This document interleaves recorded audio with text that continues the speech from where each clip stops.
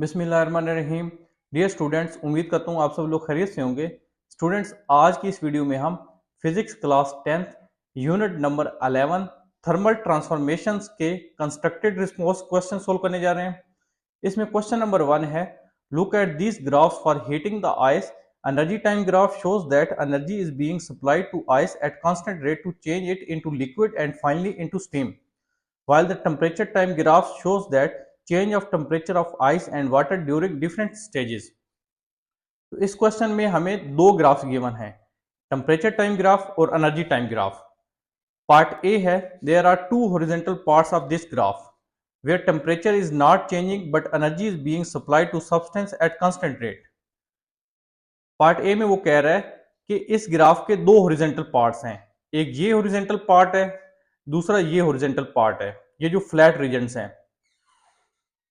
और in horizontal parts पे temperature जो है वो चेंज नहीं हो रहा, आल्थो इस सब्सटेंस को कांस्टेंट रेट पर हीट जो है, एनर्जी जो है वो सप्लाई की जा रही है। Explain why does temperature not change at this two stages. तो हमने ये एक्सप्लेन करना है कि इन दो स्टेजेस के ऊपर टेम्परेचर जो है वो क्यों चेंज नहीं हो रहा। इसका आंसर है, temperature does not change during this two stages because energy being supplied is used to break the molecular bonds during phase changes। phase change का क्या मुराद होती है? जब सॉलिड लिक्विड में चेंज होता है, जब लिक्विड जो है वेपर या गैस फेज में चेंज होता है, तो उसको फेज चेंज कहते हैं। तो टेम्परेचर इस वजह से चेंज नहीं हो रहा इन दो स्टेजेस पे, क्योंकि जो इस सब्सटेंस को हम कांस्टेंट रेट के ऊपर एनर्जी सप्लाई कर रहे हैं, वो मॉलिक्यूलर बॉन्ड्स को ब्रेक करने के लिए यूटिलाइज हो रही है। और ये मॉलिक्यूलर बॉन्ड्स कब बनते हैं? जब फेस चेंजेस आती हैं, तो उस दौरान इन मॉलिक्यूलर बॉन्ड्स को ब्रेक करने के लिए ये जो एनर्जी यूटिलाइज हो रही है। एज अ रिजल्ट टेम्परेचर जो है वो इंक्रीज नहीं करता इन दो स्टेजेस के ऊपर। पार्ट बी है, explain why the temperature and energy trends are not same for the same time intervals. Energy time graph में अगर आप देखें तो एनर्जी जो है वो इंक्रीज कर रही है टाइम के साथ, जबकि टेम्परेचर टाइम ग्राफ को अगर आप देखें तो इनिशियली टेम्परेचर जो है वो राइज कर रहा है, फिर एक स्टेज पर आकर टेम्परेचर जो है वो कांस्टेंट हो जाता है टाइम के साथ। टाइम बढ़ाने से टेम्परेचर जो है वो चेंज नहीं हो रहा इस हॉरिजॉन्टल रीजन में।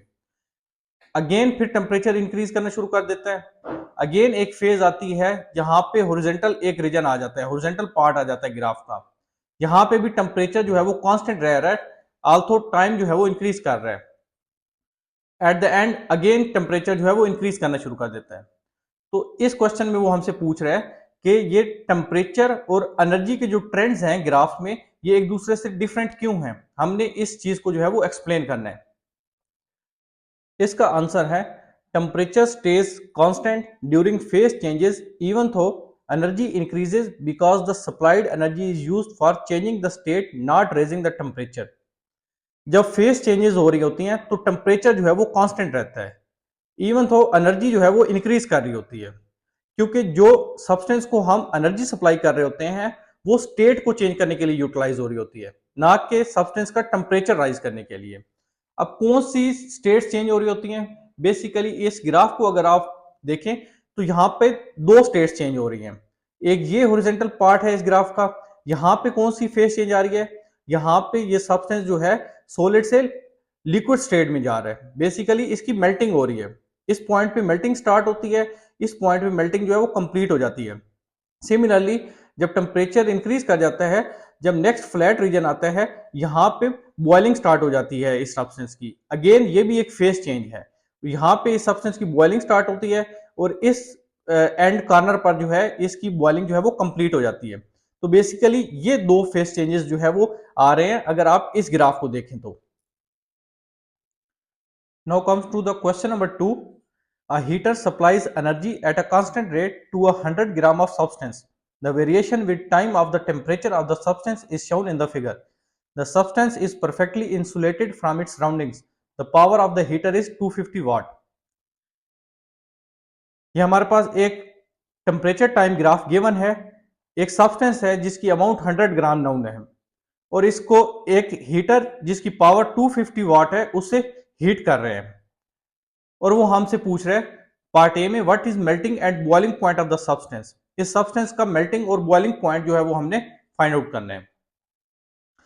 स्टूडेंट्स, मेल्टिंग पॉइंट क्या होता है? मेल्टिंग पॉइंट हमारे पास वो पॉइंट होता है जहां पे टेम्परेचर जो है वो कांस्टेंट हो जाता है, जब सॉलिड टू लिक्विड ट्रांजिशन होती है सब्सटेंस की, और वहां पे एक फ्लैट सेगमेंट रीजन जो है वो फॉर्म हो जाता है। तो अगर आप इस ग्राफ को देखें तो ये हमारे पास फर्स्ट फ्लैट रीजन है, फ्लैट सेगमेंट है। यहां पर सॉलिड टू लिक्विड ट्रांजिशन हो रही है सब्सटेंस की, बेसिकली मेल्टिंग हो रही है सब्सटेंस की। और ये कौन सा टेम्परेचर है? ये है -50 डिग्री सेंटीग्रेड। तो इस सब्सटेंस का जो मेल्टिंग पॉइंट है वो -50 डिग्री सेंटीग्रेड है। और अगर बॉइलिंग पॉइंट हमने बताना है इस सब्सटेंस का, तो बॉइलिंग पॉइंट वो पॉइंट होता है जहां पर नेक्स्ट फ्लैट रीजन जो है वो स्टार्ट होता है ग्राफ पर। इसका मतलब है वहां पर अब लिक्विड टू वेपर या गैस फेज में जो है वो ट्रांजिशन हो रही होगी सब्सटेंस की। और ये टेम्परेचर क्या है, इसको अब हम देख लेते हैं अपने इस ग्राफ से। फर्स्ट ये फ्लैट रीजन था, नेक्स्ट फ्लैट रीजन जो है वो ये फ्लैट रीजन है, और यहां पर जो है बॉइलिंग स्टार्ट हो गई है इस सब्सटेंस की। अगेन यहां पर भी टेम्परेचर जो है वो कांस्टेंट है। ये नेक्स्ट फ्लैट रीजन है सेम ग्राफ के ऊपर। जो फर्स्ट फ्लैट रीजन है जहां पर टेम्परेचर कांस्टेंट है, वहां मेल्टिंग हो रही है सब्सटेंस की। जो नेक्स्ट फ्लैट रीजन है जो कि यहाँ ये है इस ग्राफ में, यहाँ पे बॉइलिंग हो रही है सब्सटेंस की। इसके कोरोस्पोंडिंग टेम्परेचर कौन सा है? ये 35 डिग्री सेंटीग्रेड है। सो इस सब्सटेंस का जो बॉइलिंग पॉइंट है वो 35 डिग्री सेंटीग्रेड है। पार्ट बी है, how long does it take to melt completely and how long does it take to vaporise from liquid state. हमने टोटल टाइम जो है वो कैलकुलेट करना है कि इस सब्सटेंस को मेल्ट होने में कितना टाइम रिक्वायर्ड है और फिर इसको बॉयल होने में कितना टाइम जो है वो रिक्वायर्ड है।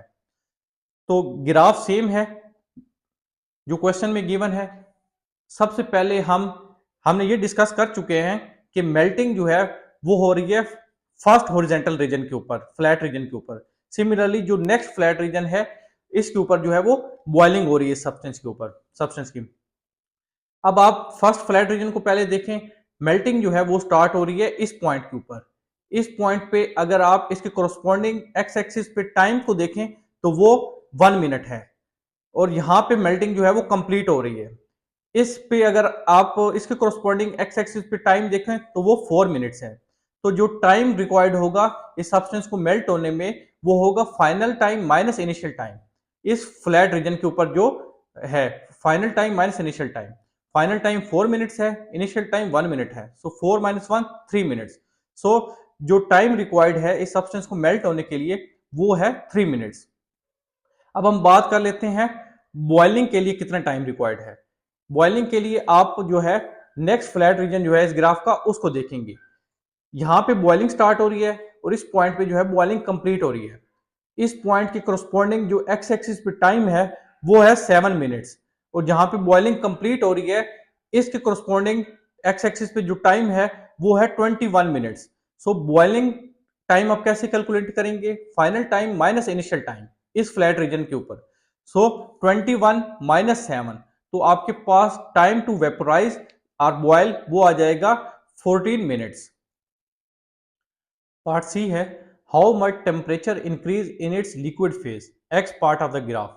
जिस तरह पार्ट बी में हमने टोटल टाइम कैलकुलेट किया था, अब यहां पे हमने टोटल टेम्परेचर में जो इंक्रीज आ रहा है वो कैलकुलेट करना है।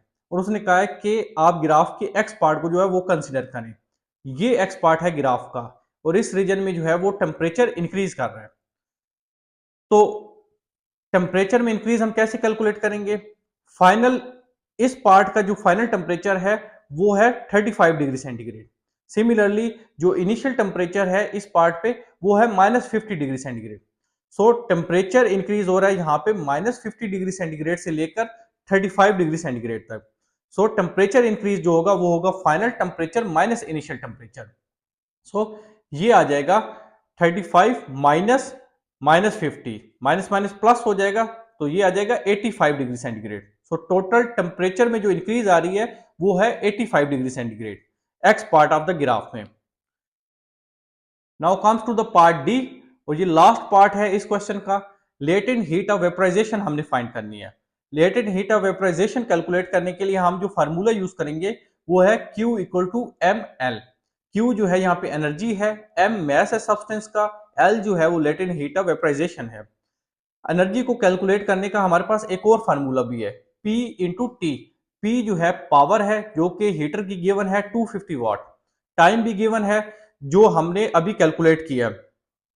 जिस वेपराइजेशन की चूंकि बात हो रही है, तो जो सेकंड फ्लैट रीजन है ग्राफ का, उसका जो टाइम है वो हमने यहाँ पे लेना है, वो हमने 14 मिनट्स जो है वो कैलकुलेट किया है, जो बेसिकली बॉइलिंग पॉइंट है सब्सटेंस का। मैस जो है इसको केजी में कन्वर्ट कर लें, दिया जाता है 0.1 किलोग्राम। सो यहां से सबसे पहले हम क्यू एनर्जी जो है वो कैलकुलेट कर लेते हैं। 250 इंटू 14, टाइम को भी आप सेकंड में कन्वर्ट कर लें, 14 इंटू 60, तो ये आ जाता है 210000 जूल। एनर्जी हमारे पास आ गई, मैस की वैल्यू हमें नाउन है, तो यहां से लेटेंट हीट ऑफ वेपराइजेशन हम कैलकुलेट कर लेंगे using the formula Q divide by M। Q और M की वैल्यू आप यहाँ पे फार्मूला पुट कर दें, सोल्व करें तो आपके पास लेटेंट हीट ऑफ वेपराइजेशन का आंसर आ जाएगा 2.1 इंटू 10⁻6 जूल पर किलोग्राम। तो स्टूडेंट्स, इस तरह ये हमारे कंस्ट्रक्टेड रिस्पॉन्स क्वेश्चन यहाँ पे कंप्लीट हो जाते हैं। अगर आपका कोई क्वेश्चन हो तो कमेंट सेक्शन में जरूर बताएं। वीडियो पसंद आए तो वीडियो को लाइक शेयर कर दें, हमारे चैनल पे नए हैं तो चैनल को सब्सक्राइब कर दें। अपना बहुत ख्याल रखें, मिलते हैं नेक्स्ट वीडियो में, तब तक के लिए अल्लाह हाफिज।